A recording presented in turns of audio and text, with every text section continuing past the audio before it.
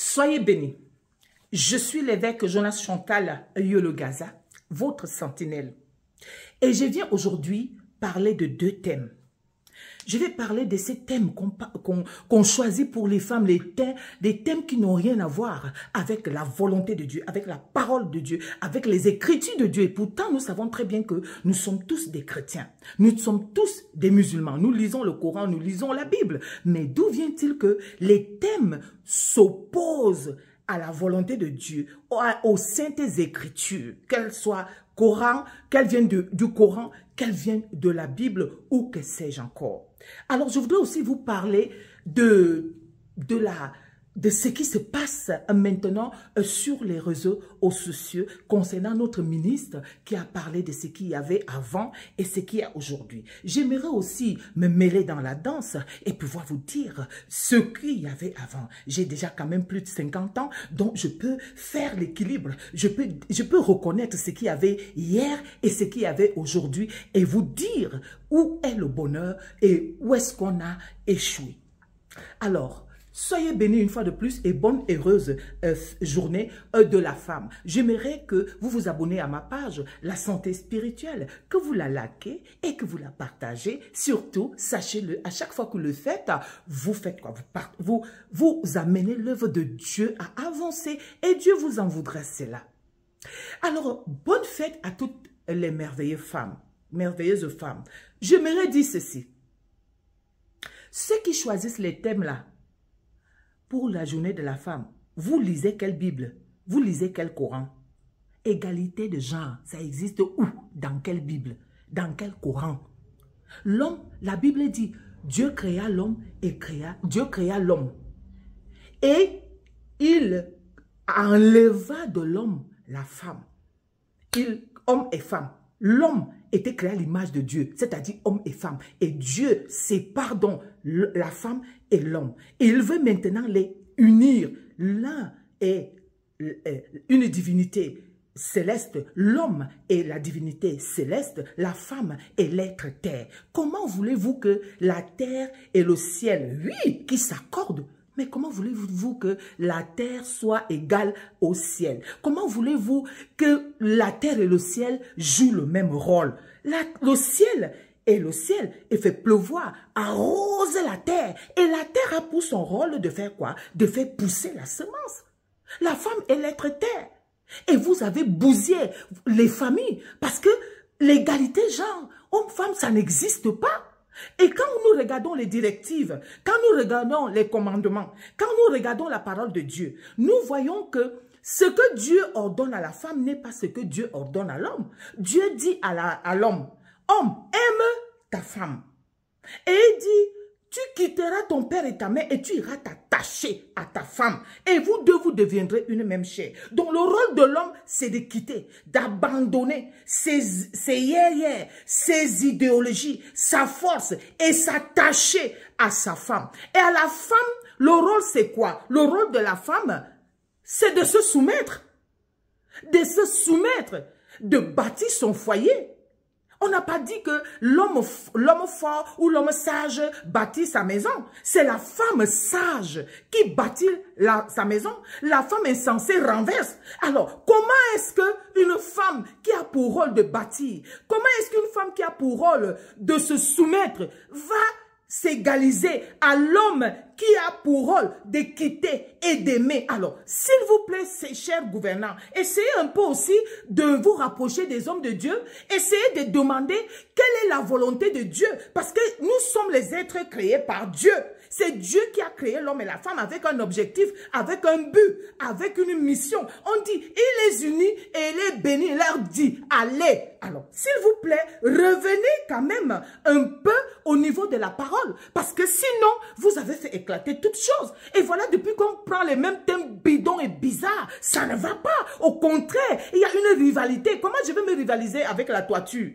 Comment je vais me rivaliser avec quelqu'un qui est fait pour protéger? Alors, il y a ça.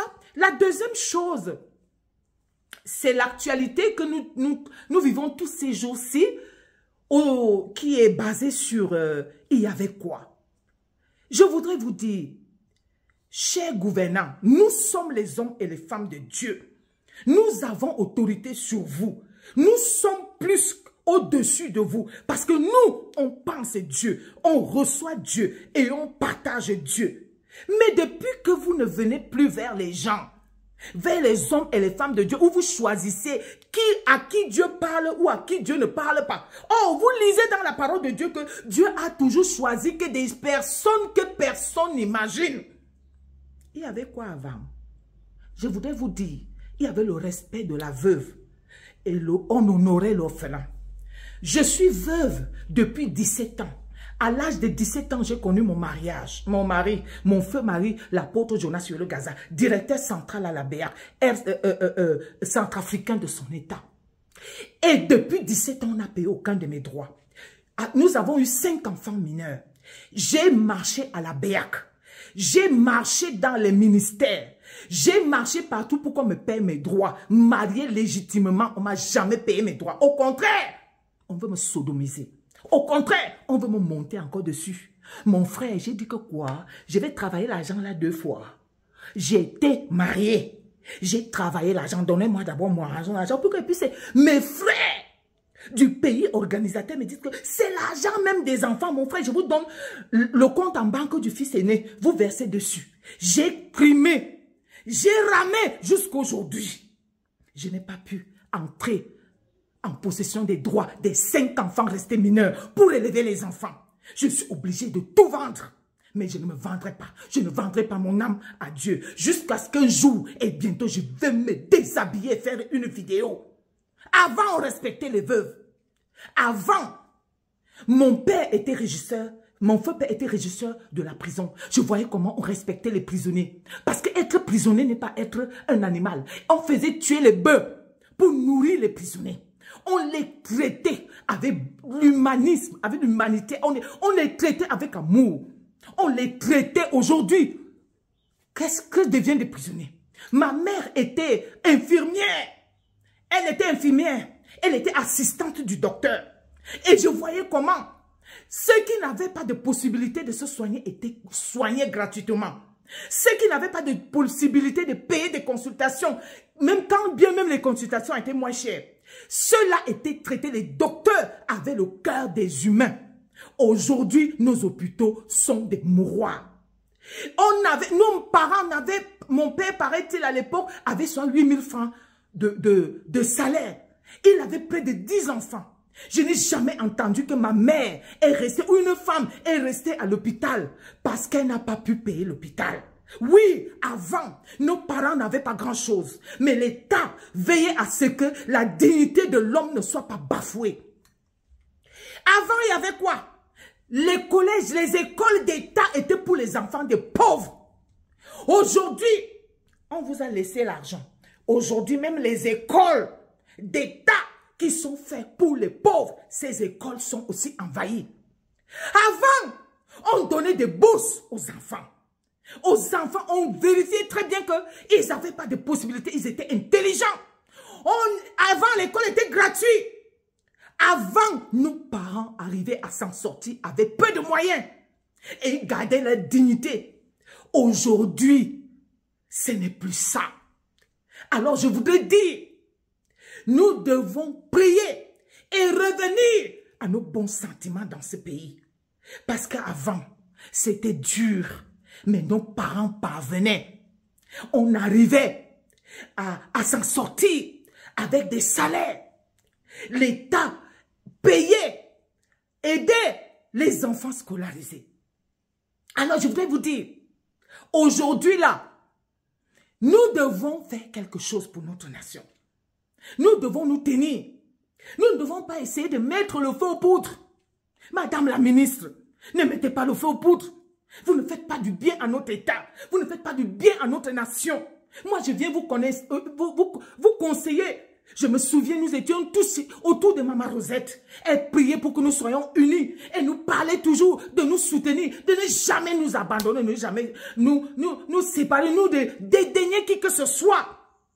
Avant, les enfants pouvaient s'en sortir avec les bourses, avec les soutiens. Aujourd'hui, les concours, aujourd'hui les écoles, aujourd'hui tout est devenu difficile. Et nous devons revoir ça. Il y a trop de conditions. Il y a trop d'impossibilités. Nos enfants étouffent. Moi, j'ai mon fils qui a eu son bac à 15 ans. Bac C, il est encore à la maison. Je ne peux pas avoir les moyens que son père a travaillé à laisser parce qu'il me faut encore être sodomisé pour toucher mon argent. Ah non, je ne me vendrai pas. J'ai vendu mes terrains. J'ai vendu tout, mais je ne vendrai pas mon âme. Et je dis que les hommes de Dieu se lèvent. Avant, les hommes de Dieu parlaient. Avant, les hommes de Dieu prophétisaient. Tels que Jean-Baptiste, tels que Jésus-Christ. Ils annonçaient la parole de Dieu. Alors, revenons aux meilleurs sentiments. Revenons et prions pour notre nation.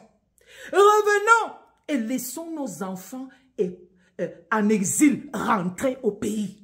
Le Seigneur dit, même Satan, je ne lui ai pas enlevé la nationalité. Je n'ai pas exilé Satan. Satan a péché grave. Mais moi, le jour où j'ai traité le dossier de Job, dit Dieu, Satan est venu s'asseoir au trône de grâce de Dieu. Il a commencé à accuser Job. Vous voyez que même le péché de Satan qui est si grave, de Lucifer qui est si grave, Dieu n'a pas interdit à Satan d'aller sur son trône. Libérons nos enfants qui sont à l'étranger. Le pays, le Cameroun, doit être un et indivisible. Ces enfants-là, ces fils et ces dignes fils ne sont pas plus dangereux que nous qui sommes ici au Cameroun. Alors la femme de Dieu a parlé.